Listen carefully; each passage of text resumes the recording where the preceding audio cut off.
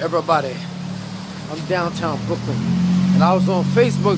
I made a comment about how did anybody ever notice that most housing projects are named after former slave owners or former presidents? And I was saying like today, housing projects are nothing but modern day slave quarters. And why they call project? Another word for project is an experiment. But I was saying like you know, you got somebody on top of you, somebody under you, and somebody on both sides of you. So it's pretty much like an experiment, but I was saying like housing projects are like modern day slave quarters. And, you know, the police are like the overseer or the cracker. And people think when you say cracker, I don't know, cab. No! People think, fucking cab. People think when you say cracker that you're being racist, that you're calling the white man a cracker because of the color of a cracker. No, cracker was the police of that day. He was the overseer. He was the cop. Just like guys stand on the corner doing shit they shouldn't be doing, and they see the police coming, they say 5-0, 5-0. That's what they was doing back in the days, but they called the overseer the cracker.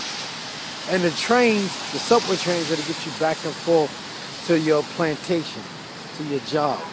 So I was saying the housing projects are the slave quarters, the police are the overseer, and the trainers to get you back and forth to your slave, to your job. That's all it is. Ain't nothing changed. And what I was saying like in the housing projects, it's mostly like young mothers. You know, like young mothers. And people think like when a young woman has a baby that she suddenly matures, but she doesn't. She stops maturing. So if she has a baby when she's 19, she stops right there until she finishes taking care of them babies, and then she starts maturing again. And I was saying like all that shit is endorsed and promoted.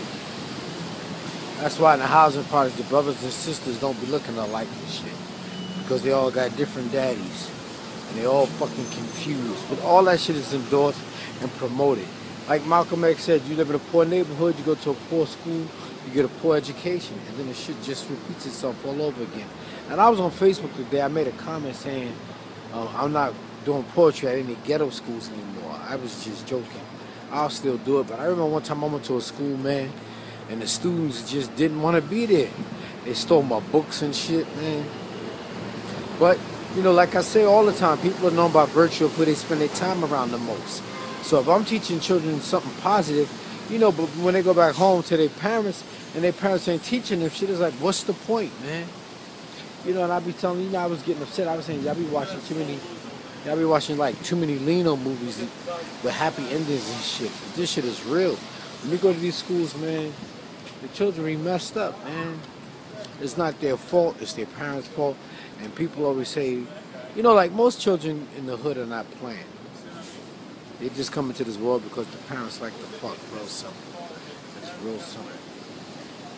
You know, but like when the wealthy have children, they don't just have children to have children. They like have children that's planned, and it's a way they do it so they can keep their lineage tight.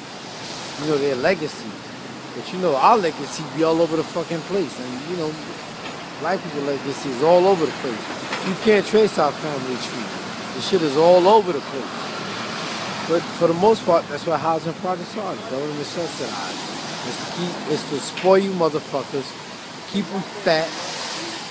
Keep them fat. And I'm not making fun of fat people, but that's what it is. It's keep you fat, overweight, heart disease, and all kind of diabetes and shit, bad diets. And the cycle just repeats itself with the corner stores, with the junk food, and the sugar and the salt and all that other shit. And you know, oh, one more thing is like I was on Facebook debating about fluoride being in the water. I was talking about like I made a video. I was saying about how everybody you see with cast and broken legs and shit. And a friend of mine said it's due to the fluoride. And I said it's the sugar. I said if sugar can rot your teeth, then it can rot your bones. And he was like, nah, it's the fluoride. I said, man, people eat sugar every day. From the time they come out their mother's womb, they be eating processed foods and sugar, especially Similac and Enfamil and all that other shit. That shit don't come out the mother's nipple. So if the baby's getting a fucked up diet, by the time they're 20 and 30, they're going to be all fucked up. You know, like me, like all that shit, I don't mess with none of that shit. I don't mess with orange. I drink orange juice probably once or twice a year. I don't drink none of them juices. None of them sweet ass juices. I don't drink none of that shit. I drink water, water, water. I drink coffee. And I don't add sugar to the coffee. I drink water. Well, I don't fuck with none of them drinks and all that shit, them big ass drinks. And everybody drink them big ass drinks. And all them big ass drinks do is make you thirsty and hungry. So then, especially in the summer, people think they drink quench your thirst, but it makes you thirsty, so you go get another one. That shit is loaded with sugar. But how did I get off the subject? Oh, the slave plantation. I talked about the slave plantation.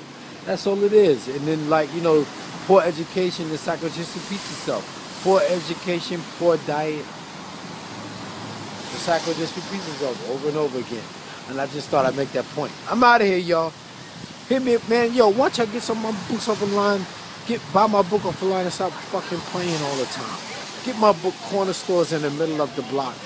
And don't beat your children or they'll turn out like that.